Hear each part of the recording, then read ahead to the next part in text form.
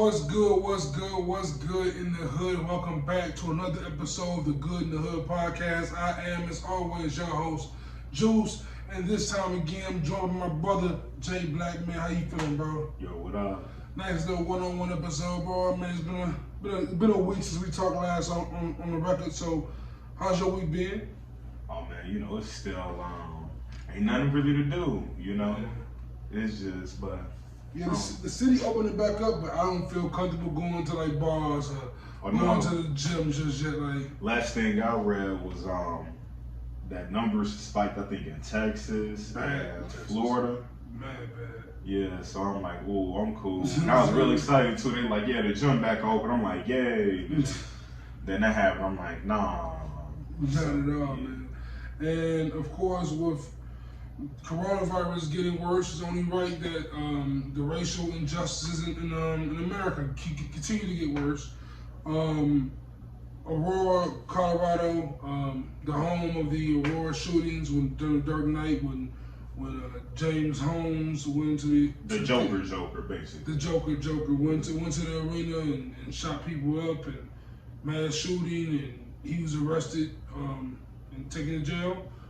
The place that happened at? Yeah, so over the weekend, last week, during the week, young black kid, Elijah McClain, according to his parents, who was wearing a ski mask, coming from the convenience store because he had some sort of condition that the cold air affected him more. I forgot what the exact condition was called. It's a common condition.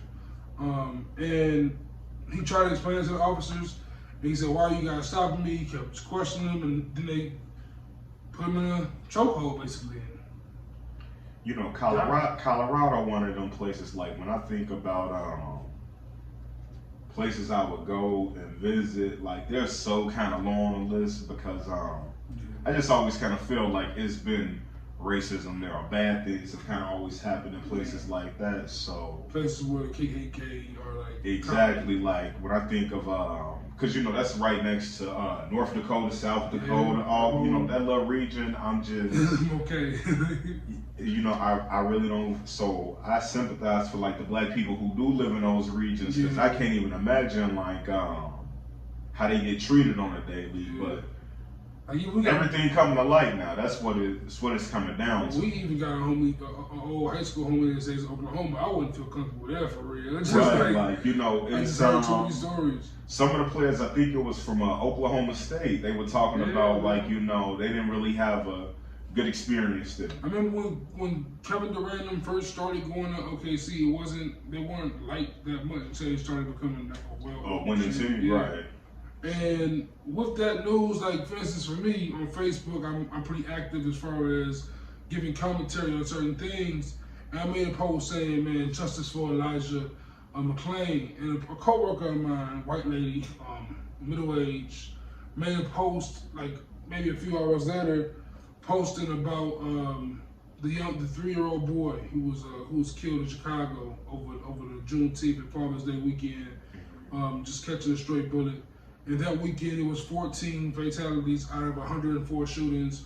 And that rhetoric, of course, of that narrative of black lives don't matter to black people, you guys are killing yourselves, what about black on black crime? That whole narrative gained feet again, gained legs again.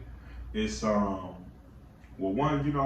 it's not true, number one, but the worst thing about it is like people don't look at it as a systematic error. Man. Like, a lot of these young kids they roam the streets because the system failed them. Absolutely. And, we live in a world where the system fails you. Like, up until a certain point in your life, you really do. You gotta be in school because you're stupid. You really don't know anything. Like when I think about 16-year-old me, I ain't had to answer this shit to anything. And a lot of these kids, y'all lock their fathers up. You killed their fathers, or they were flooding the streets with call it what it is, but the war on drugs is a fictional war. Y'all flooded the streets with these drugs, right? Exactly. So what you thought was gonna happen? Like, these the kids from that shit. When I look at it, man, we have people we know who fell into this lifestyle, and it's because, like you said, fathers are taken away from the household, which means the mother's working 2 to 3 jobs. So there is no parent at home for it. The kids literally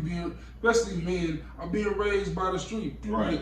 Like a woman might instinctually become on her game. I've seen more women from them situations rise faster than men because the men tend to fall into. Well, I actually think like more women make it out the hood than men, but I feel like women make more sound decisions. Like, boys are like, oh, what's that outside? That's some dumb shit. Let me go see what that dumb shit is. You know, like we tend to fall for peer pressure faster. I feel like the women are. Women would like.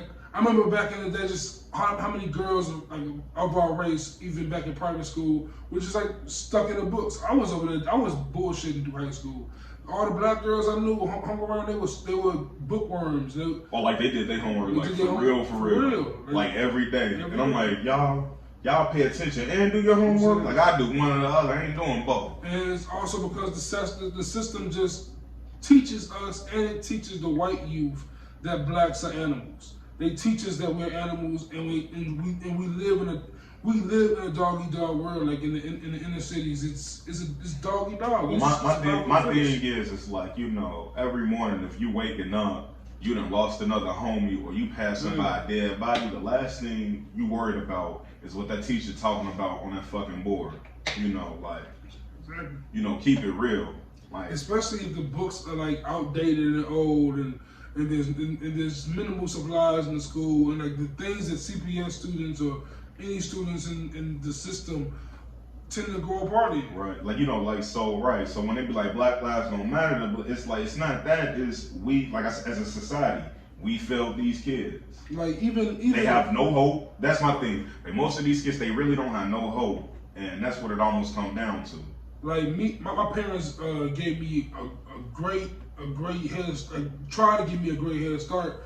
But even just being from like Maywood, which is a low income community, I went to the lone private school there. Me and Smoother, right? We went to St. Eulalia, and of course it's a private school, but the books are still was trash. The desk was still trash. We had no gym. It closed down. Like what? After my 7th grade, it closed down. Like no funding, not enough.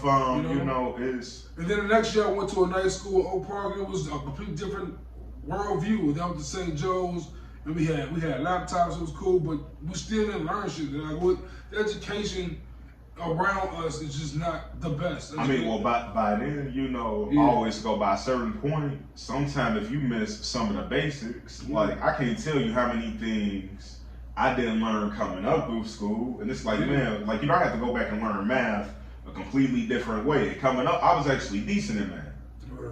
So, you know, it's just like the system fails you. Yeah, it's like the system, like certain people are afforded opportunities, like everyone doesn't have the parents who can pay for extra tutors, or everyone doesn't have parents who go afford for those extracurricular activities for their kids to get into. First thing, we gotta realize, like, everybody who acting up ain't exactly young. To me, it's no such thing as a bad kid. It's just terrible adults around them. Yeah, what are you doing to figure out why they keep acting out, you know, or why little Timmy, like how many kids that went through the school system with learning disabilities, not enough social workers, like, you know, but we dump millions and millions. Like, you know, I'm happy the NBA is coming back, but like, you know, sometimes I look at the money we dump into sports and all other kind of bullshit, and you know, not into our communities.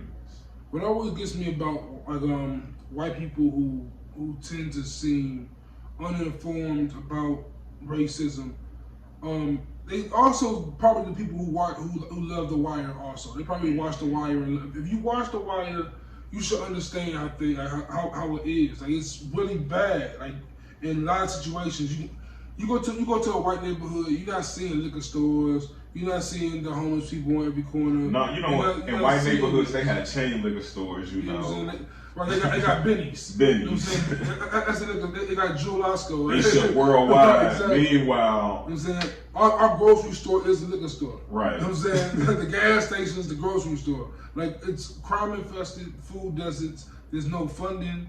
Even look at the roads on the street, like everything, it's no effort put in from the state onto these communities. No. And they can say they do this, they do that. People get welfare, Section 8. A check is only going to help you so much at the end of the day. Like a check, give me a check to survive in this position. And sometimes I feel like, man, doing that cripples some people. Some people will stay there and their work kind of it's systematic. They'll work the system. It makes you comfortable. Right. It gets you comfortable in that position. And it's like, we need to figure out, okay, you can't do this, but what can you do? Yeah. Help us help you. But that's another thing too. You gotta want better for yourself, you know? Yeah, and there was a point where I remember when coronavirus first started hitting Chicago bad, 75% of the cases were black. Yeah. And like certain things like that make me question a lot of things, like because the healthcare system, like I think our immune systems are weaker than most because we eat most fast food. It kills your immune system. It's a lot of it, but like, you know, some of it is like self-education. Yeah. Make sure you're getting the right vitamins in. The right medical care it's always gonna come down to that. Like if you ain't had all of your shots, yeah. And you know, I know a lot of these people are like, oh, if you give a kid shots, they'll get autism or whatever, and it's like, yeah, man, really, number one, I ain't seen no solid scientific proof that says there's a correlation there. But even if it is, isn't it the lesser of two evils? If people are dropping, would you rather your kid have a little developmental disability and you have to be more patient with them? Would you rather them drop dead? And also, people got to realize that I'm sure autism's been around for decades. We just didn't realize it. People being called people ADD, all these things. The little kids that grew ADD turned to ADHD. Like, things they quick to call you something, but they slow as fuck to help you. Exactly. That's what it comes down to. So, and my issue, especially with the whole black on black crimes narrative, is that are they trying to say that we are inherently or we are just prone to violence? Because that's what that sounds like to me. When they bring up black on black crime, I'm like, what do y'all want us to do? Like, it's the police job to be fighting crime. I factually agree with that statement if they admit that they prone to violence, because all of us as Americans are prone to violence. Yeah, forget that. Look at our music. Look at shit we put on TV. Look at the books we read. Look at American history. They literally stole this country and killed people to get the genocide. Trust me. Every time America don't like you, they kill you. Absolutely. Whether you black, whether you Middle Eastern, whether you're Asian. That's what Native American, they kill you and then they want to put you where they want you to go. They don't want to let you be where you deserve to be, where you have a right to be. It's like people don't see the pattern. Like when they try to act like racism or systemic racism doesn't exist, it's like, what are you talking about?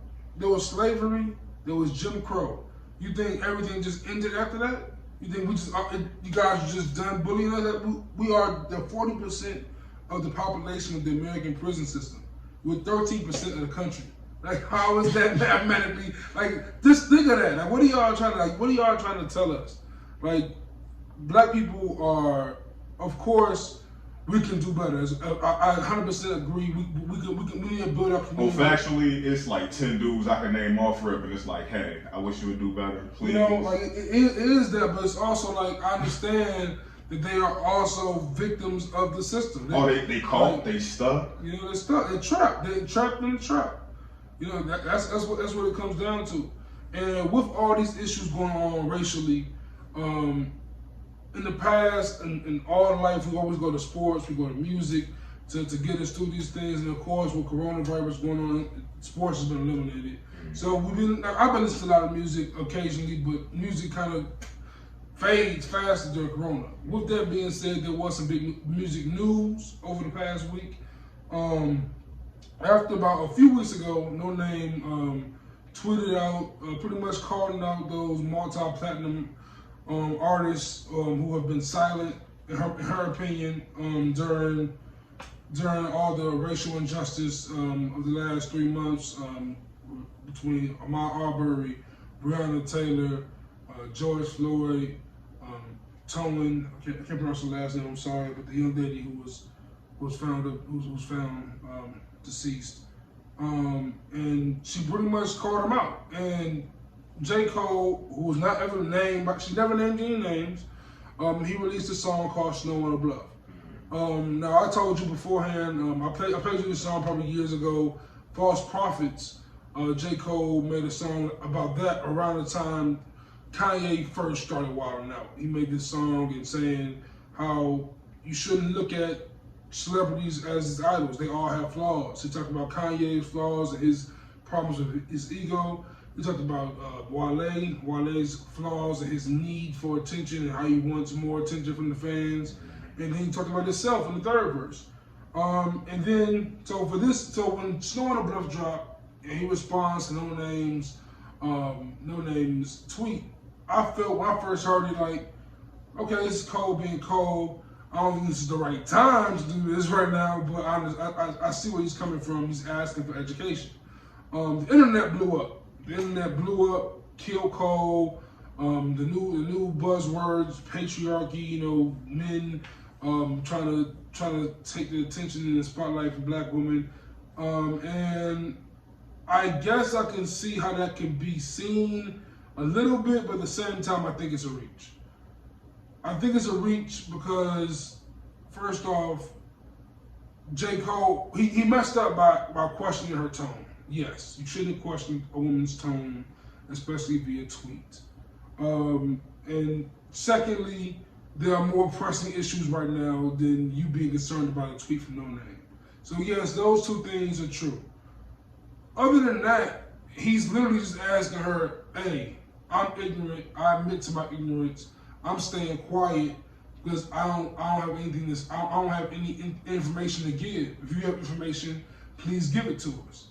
And no one's fucking with what his response is. Right. What's your opinion on it all? It's I understand exactly what he's saying, and it ain't a good look right now, especially ain't a good look right now. Yeah. But I'ma still kind of lean towards his side. I was telling you this earlier.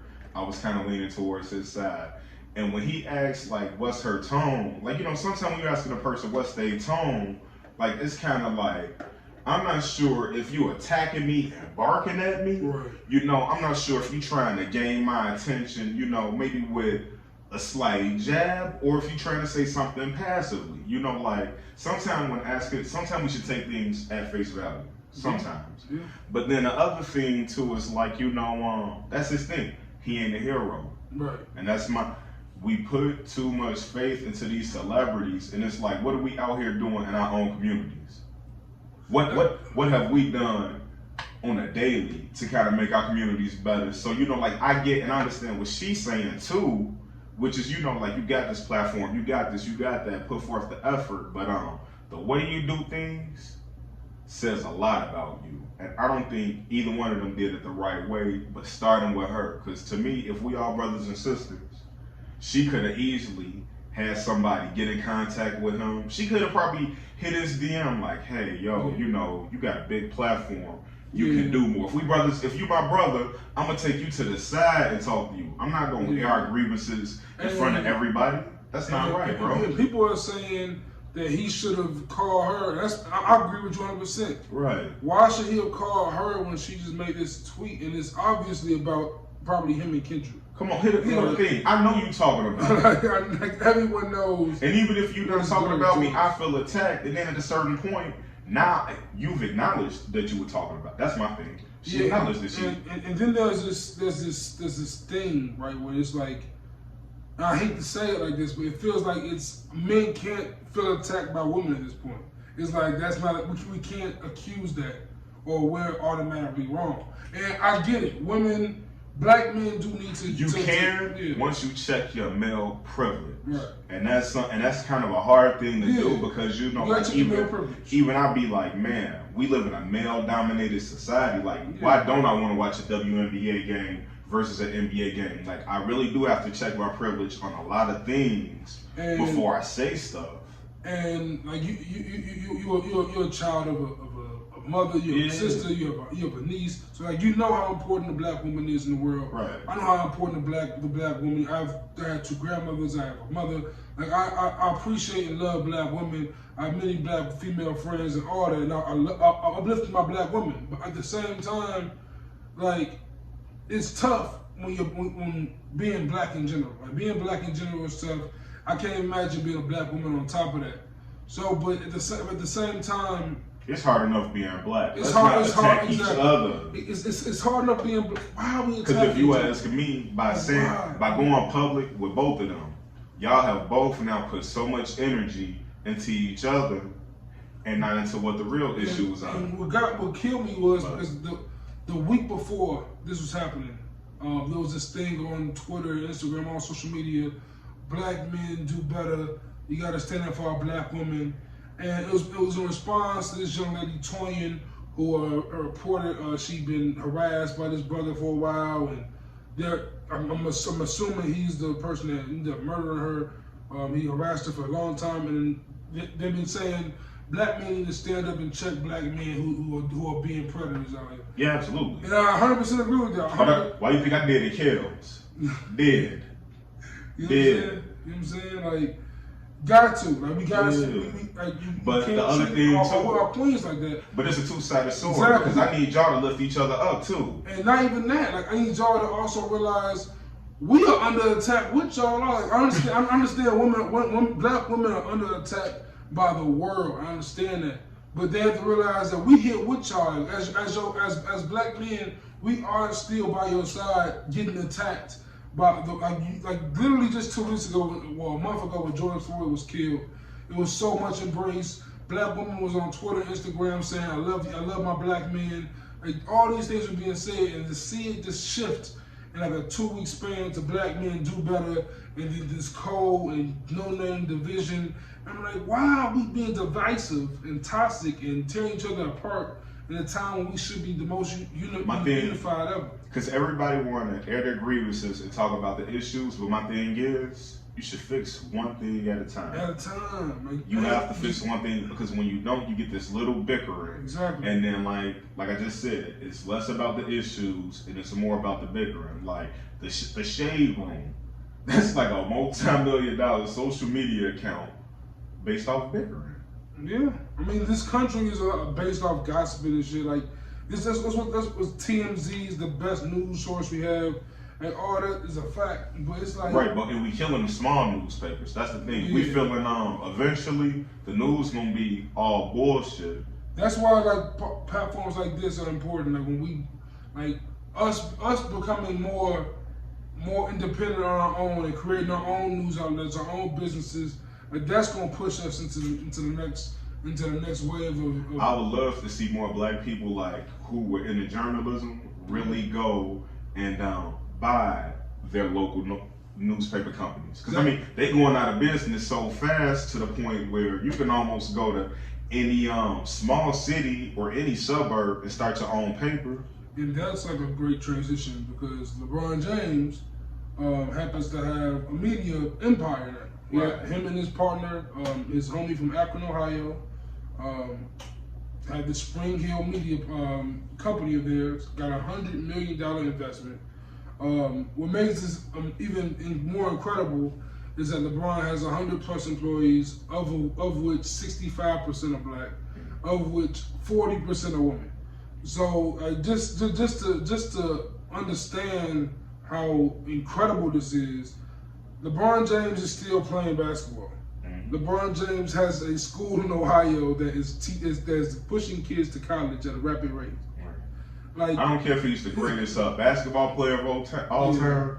He's like on track of being like the greatest black dude of all time. At least what we've seen in the past 2 decades. Because the man, he went for every dollar I make, I'm gonna make sure I'm putting equal amount of dollars back into the world. Like his impact. Like I even posted a video, and it was like a small clip of Jim Brown at a Cleveland Cavaliers game. And, you know, LeBron bowed to him, and it's like, you know, you look at these guys, like, these are guys who, yes, they were great, phenomenal athletes. We can argue them all day, every day. Yeah.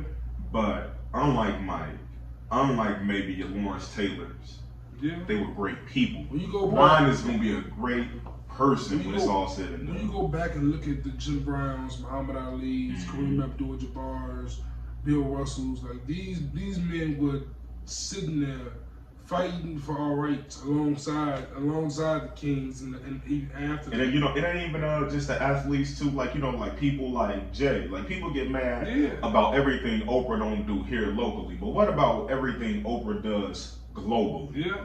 Come on, man. And like the thing about this, like these are great people. The thing about today's times is, like, everything has to be. We have to announce it all. Right. Like Jay-Z is a billionaire.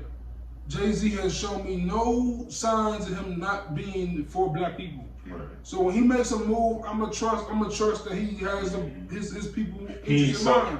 As far as I know, he ain't sold me out yet. It's more than I can say for other people. I remember when he first signed on to help with the NFL. Black people killed him. Like, what are you doing? Jay-Z a sellout. Next thing you know, Kaepernick has a workout. The NFL was devoted to Black Lives Matter. Like, so many things happened when Jay-Z. Hold on, and he's still working with Roger Goodell. Who else will even get in the room with Roger Goodell like that? Like that speech that Roger Goodell made about Black Lives Matter and Kaepernick, I'm sure, was influenced by Jay-Z. Right, he's like, look, let's start with this. Now, people ain't gonna believe you believe it, because nobody believe he believed that. But hey, we got you on the right track. All we need is one person going, hey, you can't do that. I'm telling you, within the next 2 years, I would not be surprised if Jay-Z's the owner of the football team. Oh, thanks. I would not be surprised. Like, when Jay-Z, when as soon as LeBron James retires, LeBron James is going to be an instant official billionaire. Like, it's going to be officially stamped. I'm looking at, like, the things that him and Jay-Z might go on to do might impact people. That's why I keep, generations on and on, Like, I keep wishing that Jay-Z and Puff would just combine somehow, combine Revolt with Tidal, and build this streaming service premium channel. That I just feel like they wouldn't be allowed to do, to be honest. I don't think so either. But I mean, with the people like the black powers that be, the Tyler Perrys, the Jay-Z's, the Diddy's, the LeBrons, that's a lot of money right there. Them four, right. It's just that. That's what, and all they can do is continue to make these institutions individually, so that more people are latch on. Because more people are like, think about, like, we don't just get money from Jay-Z. We get a whole other set of money from Beyonce. Yeah. Beyonce bringing on other Texas artists and trying to help them. Like, it's all of them. They all building this huge kind of brand. And it'll continue. Like, and just I can see in the next 10 years, I can see another black person happening in 10 years. Like, at this rate, I can see another maybe a Hispanic president in the next 10 years. Because as horrible as Trump has it, as horrible as racial injustice is in the world, I see things. You know who I like? I have a little foresight on what could happen. Remember, I was telling you about what was her name from Florida, the senator, Kamala Harris. It's like You talking the other one, Stacey Abrams? No. I go back to it, but it's like the Democratic Party has wonderful candidates that they really won't build up because they so divided. But I'm like you, I think if they ever get back on the right track, we can definitely get probably a Hispanic president, another black person, I hope a female president. Even I think everybody deserves. I give everybody a shot if you're willing to work. I wish that Barack Obama and Bernie Sanders and these political people were behind the scenes trying to help the next person, because Bernie Sanders can't run again. Like, he's almost 80. Bernie's not gonna run again. So like he needs to put his efforts into training or inspiring the next person to follow his shoes. And Barack Obama needs to do the same, right? Because the next president, either it's be Trump 4 more years or Biden 4 more years, they're not our president. They're not the president of the youth, especially the black youth or the millennials. It's the next president after these guys, after Trump or Biden, has to represent our generation. That's what I think just needs to happen. And when I look at people like LeBron James, when I look at people like Jay-Z, when I see Puff, when I see Beyonce, Rihanna, these people of influence and power coming up in the world that are still under 60. I think and under 50 outside of Jay-Z, it's power. Like Magic Johnson has power. Like these people. Right, like Magic, I'm concerned with. I'm not concerned with, but sometimes I'm not sure what Magic's motives and intentions are. You know, just like what I said about Mike. Like, oh, great, it's great you pledged $100 million now, Mike. Yeah. How many people died behind your shoes? Yeah. Bro. But yeah. you know, it's and hindsight only 20. You know, hindsight is 2020. Like, you know, I bet he do look back on it and wish he would have did more. Yeah, I'm sure he does. I'm sure he has regret, especially as time goes on, and especially as he sees LeBron completely take the torch he passed him and ran far as fuck with it. Like LeBron would never be the winner Mike was. Probably isn't as talented skill for skill as Mike is on the court, but off the court, LeBron is Muhammad Ali with $1 billion. Like he's like he has the mind, he has the power, he has the money for it. LeBron at this rate is unstoppable, man. And with that being said, the NBA is back. It's coming back. July 30th. A little bit over a month from today, we'll be watching TNT, Utah Jazz versus New Orleans Pelicans, Lakers versus Clippers on TNT. I'm excited, bro. like I've been kind of questioning my eagerness for the NBA return because I don't want more distractions to what's going on in the world. The boredom getting to you, man. Man, bro, like it's killing me. Like music isn't even helping no more. Like, it's boredom, like bro. Music come and goes. I'm like, man, where is some sort of other entertainment? I've watched the Fast and the Furious series front to back, bro. I'm dying. I need the NBA. Can y'all please stop watching that? Because they're going to keep making movies if y'all keep watching them. Bro, Please, if you're listening, don't watch another Fast and Furious movie. So recently I watched the last two, Fate the Furious, and I watched Hobbs and Shaw, like in the last month. Never saw these movies before this month, and can I tell you, those movies are outrageous, bro. Like some of the things The Rock does in these movies, I don't think anyone in Marvel. The Rock is in the movie doing Chuck Norris memes. I don't think Spider-Man can do this stuff. I don't think Captain America could do some of the stuff this man is doing. I'm talking about holding helicopters and tow trucks in each hand. I'm talking about breaking through handcuffs and picking up a grown man horizontally. Bro, like, they did too much. But luckily the NBA coming back, and you can stop watching that. Have you got shot by a rubber bullet? Alright, so I'm gonna imagine. I got a beanbag before, though. I'm imagining that shit got hurt. Like, absolutely. So the Rock is getting shot, but he's like shotgun rubber bullets and just walking through them and just grab the guard and throw him over the balcony. He's like 5 to the chest. Somebody hit me with one of the bean bags, right? Yeah. That took me. That's a wide thing. That took me. Imagine a little rubber bullet, a bunch of them. BB used to hurt me, bro. Like, that shit hurt, bro. I'm not horrible. Paintballs hurt. Paintballs hurt like on your skin. That shit is painful. Yeah, I know that shit is true. I got a paintball to the face once. That shit hurt. But luckily, the NBA coming back. The NBA is coming back to get off that Fast and the Furious shit. I'm not sure who all will and won't really be playing, but man, I doubt. The best cats say they ready to hoop. I know one thing, and I know I agree with Kyrie and Dwight's sentiments, but I guarantee you, Dwight Howard plays. He's LeBron James' teammate. Boy, you make enough for. LeBron ain't for Brian probably on that phone like, bro. You know how many strings I have to pull to get you back on here? LeBron is for the kill everybody in his path to win his championship, man. He is for to kill everybody in his path to get his full ring. Do you think it's any chance they sign J.R. Smith? Did they sign him? They didn't sign him yet. I wouldn't be surprised if they did. I would not be surprised if they get him. Are you sure they take that risk? The thing about what people don't understand about LeBron is you ain't gonna be on LeBron team and bullshit. You can't do it. Like even when JR like messed up and called that time out that one time, he was hurt. He was devastated by that, man. Like LeBron, he saw LeBron's face and was like, "Damn, I fucked up." Bro, I know he went back to that locker room. Traded. Like LeBron had whole coaches fired, man. He did a good job in those lines. Y'all went back to the locker room packing his shit. Ain't seen Lonzo ball since. No, I'm joking. Lonzo getting that money at New Orleans.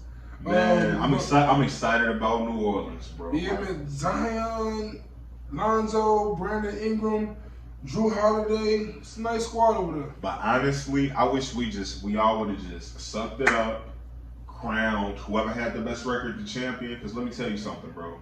Postponing the draft and not letting LaMelo them come in and get some of this good hooping action, bro. Yeah. Like, I don't care what nobody. LaMelo is ready. I guarantee you. What's due? James Wiseman, NBA ready too, bro. Like, there's some hoopers out there definitely ready. Yeah, like this gonna be a decent little class. Yes. Hopefully the draft still goes on. Hopefully they'll start the next season until next January. The draft, I seen the date just a minute ago. I want to say like the draft is November or December or something like that, man. But in other news regarding NBA, we old. We old, bro. Oh, VC. Vince Carter has retired. And I've been felt old regarding NBA retirements. When Kobe retired, I felt old. Ray Allen retired, I felt old. Vince Carter, I remember having Vince Carter jerseys as a shorty and like watching him put the forearm through the hoop and. I'm looking at like people like Blake Griffin at 30. Man, bro.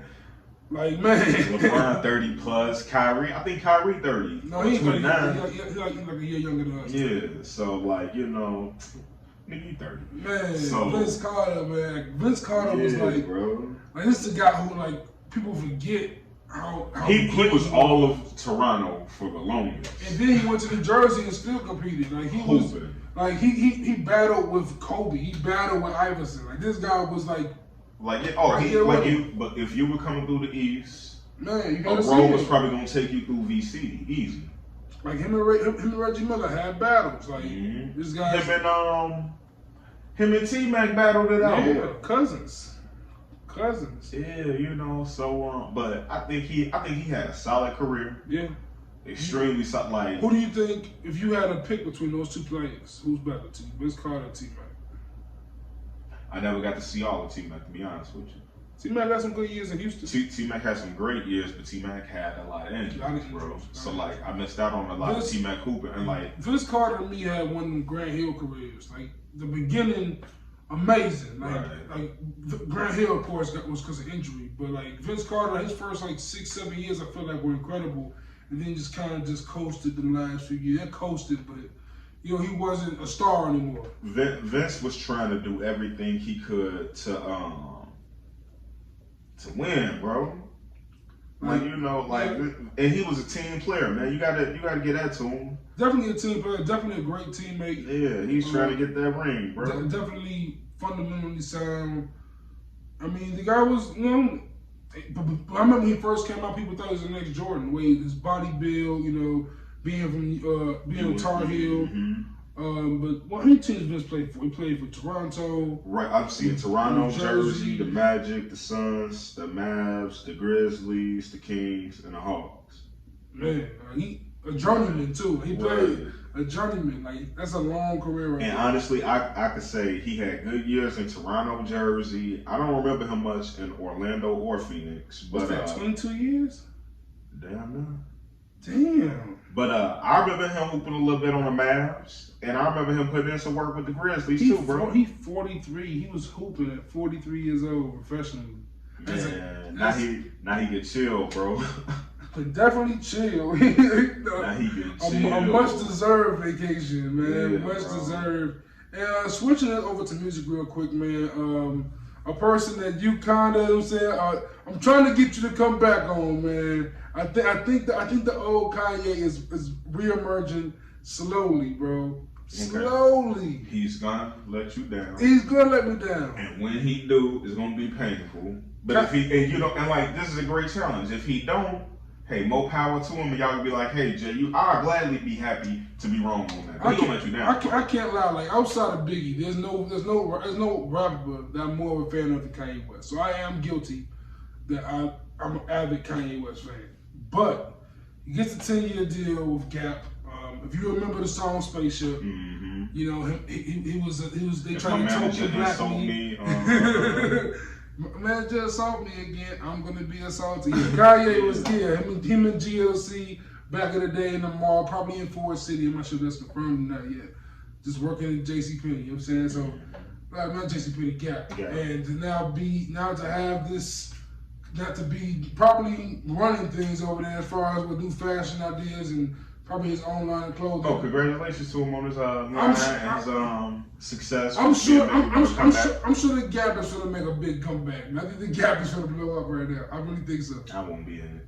You gonna get something from the Gap? Bet you won't. I don't know. I'm a big nigga. I ain't gonna get shit from the Gap. I get you slim enough to get something from the Gap, but if you choose to waste your money there, if you waste your money there, so be it. I get a Scully. I ain't spending $1 there. How am I gonna buy some? Have I got anything from there yet? I don't even like the clothes he makes now, or the Yeezys. You like the Yeezys? I fuck with the Desert. I don't like the price. Desert Reps. The price is crazy. The price is crazy. I'm cheap, Joe. I rock with the Jordans. Jordans be taxing. I supply them. I guess the Jordans for the you can get from low. You can get a new bargain with Jordans. Yeah, but I want to see that spaceship video though. If it's on it's on KanyeWest.com now. Oh, for sure. I released it this morning. I gotta look that up. Yeah, it's fire. It's taking me back to 04, man. 04 Kanye. That's what I need. Right, I listen to old him, but whatever he working on with Dre and Snoop. But see, what I'm hearing is, at least what I've heard is that calm down, here go. It's a new gospel album, but Dr. Dre will be mixing it, and I trust Dr. Dre. I think Dr. Dre would not allow Kanye to walk away with some garbage to have his name on. I don't think Dr. Dre would attach his name to some garbage. I trust Dr. Dre to make another $1 billion like he did when he sold Beats. That was a smart ass move. Smart move. And I trust he'll make a money decision. A gospel album. But you didn't tell me that. I want to get your live reaction. I want to get your live reaction. I'm not gonna call gospel music a bullshit, but whatever kind of. I ain't gonna lie, bro. Like when Kirk Franklin battled Fred Hammond, I was like, this ain't. Wait, the gospel dudes battling? They battled, yeah. So I watched the part of it, right? I'm like, these ain't bad songs, but how was there a genre based on one topic? How was this a genre of music? This is just R&B with talking about God. What do you think every war is? People fighting over God. Yeah, man. Take me to the king. But you know, like people, remember, people take their religion real, and that's the thing. People take their religion real serious. Yeah. And I'm not, like, you know how I feel about Kanye. I'm not 100% sure he about to be taking people's religion serious. But hey, you know, you got faith in him, so we'll see what he do. I got faith in his musical ability. I don't have faith in no human being to do anything beyond what humans do. So I'm not gonna say I've got faith in him. I just hope that Kanye is transitioning back to have some common sense. I'm just gonna pray that God don't punish all of us for whatever the fuck this nigga's about to do. But it's something we know we can depend on to put on a decent performance. We know the music, we know what these dudes got, so there's no doubt in them. We can doubt what Kanye has up his sleeve next. What do you think we're gonna get from Fab and Jada? It's an easy win for Jada. All of Fab's I think so best too, music is in his mixtapes, and I'm a huge Fab fan. I'm not really a Jada fan at all, to keep it a buck, but it's like I was going through old Jada bangers. Like, man, I won't listen to an album, but I'll listen to these Jada songs. Yeah. Like, I think Fab puts together features. I think Fab puts together a better project than Jadakiss. I do believe that, but I think Jadakiss, first off, he has a bunch of cheat codes. Like, he was on the Locks. You know what I'm saying? He got songs with he had songs with the Rough Riders. He got songs with Biggie. He got songs all across the board. He got songs with DMX. Right. Like, he's on Blackout. He got songs with Jay-Z. What was that shit? New York, man. You know what I'm saying? He on songs with Ja Rule. Right. He even got songs with 50 after they beef ended. You know what I'm saying? He got the diss records he got for Beanie Siegel. He has collaborations with Beanie Siegel. He just had he has probably over 10 years more than Fab. His body, and it's not even that. Fab just got 10 years worth of mixtapes. Honestly, like Fab's thickest bodies of work It's mixtape. Ain't been heard by the masses. Because if you ask soul me, tapes and there's no competition. What he say on Death Penalty? Let's get back to that real shit. We riding on pump brakes. Everybody acting like they the shooters. I ain't going for them pump fakes like Fab. Yeah. Why do you not put that on a studio album so people could think you smart, bro? Fab has like sneaky joints, like Throw It in the Bag, or the joint. I think he was on that Neo song. That Neo song, Make You Better. Yeah, that song with Jimmy Fox and them. Right. So Wild like a PlayStation. Trade It All. That was a huge Nelly hit. I think Diddy was on that. No, what Jagged Edge? But he got a song with Chinky too. I think it's Jagged Edge. Yeah, Jagged Edge. It's Jagged Edge. You got Breathe. You know, you got songs like the Dog play, but like. But Jada has 4 albums that went full platinum. He blew up on rap shit, like all these things. We talk about 20 songs versus 20 songs. Right. I don't think Fab don't have no 4 albums, bro. Like 20 songs. He had that one with R.I.P. Nate Dogg, but he had that good one with Nate Dogg. But I mean, like, Jada had Why. He got Why. He got a song with Mariah Carey. Like, he just, it's a lot. It's a lot to take. But you know, they homies, so I think it should be respectful. I think it should be entertaining. Oh, it's gonna be like they collab together. Like, a whole album. You know, Friday at 13. But it'll just be fun to kind of see even how they feel about each other's music. That's what I think I'm really looking more forward to. I know our homie from high school, Josh, hit me up. He's super excited to watch it. Joe, take it back to that's his favorite 2 rappers ever. I think you're a fan of Jadakiss. You probably a fan of Fab. I don't think it's the same. I'm way like. I don't think it's the same reverse. I think if you're a fan of Fab, you don't gotta be a fan of Jadakiss. Like I'm a fan of Fab. I ain't like Freddie vs. Jason. You know that album at all? Oh man, I love that album. Theme music was my favorite song of that whole year probably. Man, I didn't get through it. What's that one song with Tiana Taylor that's kind of garbage? Man, I didn't even get through it. And then, so I'm watching the Joe Budden podcast, and they brought up an interesting battle that could possibly happen. Mm-hmm. Rick Ross versus T.I. Mm-hmm. Who do you think will win? Ross had a better team. Ross had a better team. Well, see, I think T.I. got like the first 4 albums from T.I. had so many hits. T.I. have probably, once again, he meets the criteria of definitely got 2 classic albums, but like, when you look at what Rick Ross did, he put out hit after hit after hit, and see, he was like before Future and 2 Chainz did it, Ross really did it, and he was featured on everybody's shit, and like sometimes that's why French Montana walk around and really think he can rap. Like when you featured on a whole bunch of hit songs, of course you're gonna think you great, but that's the thing, like really it's the team. That Khaled, the man know how to sell billions of records. But quality wise, I think come on, bro. T.I. shitting on him. I think T.I. might have 20 for 20. I think T.I. might get him. But by album, I think Rick Ross has better albums than T.I. Yeah. But I think T.I.'s got Paper Trail. Right. That whole album is nothing but hits. Because T.I. got the better pen. It's like 1,000 hit records on the album. Like from Swagger Like Us to I can't remember. I like my beat down low. That was on that shit, right? Yeah. But A9 on that bitch? No, A9 was right before it though. I think that's Young Joe's joint. That was Young Joe's, but once again, now that's a high ass feature. You know like, what I'm saying? T.I. got hella bang. Like I said, T.I. got the better pen, got better bangers. But if we go off T.I. problem is T.I. just had a horrible fall off kind of. Like not even fall off, but like after he stopped rapping a lot, like his personality kind of took over, and we forget how he was as a rapper. We look at him. He's a dad, and that's the thing. Like, if you ask me, he did exactly what he's supposed to do. He made a great life for him and his family.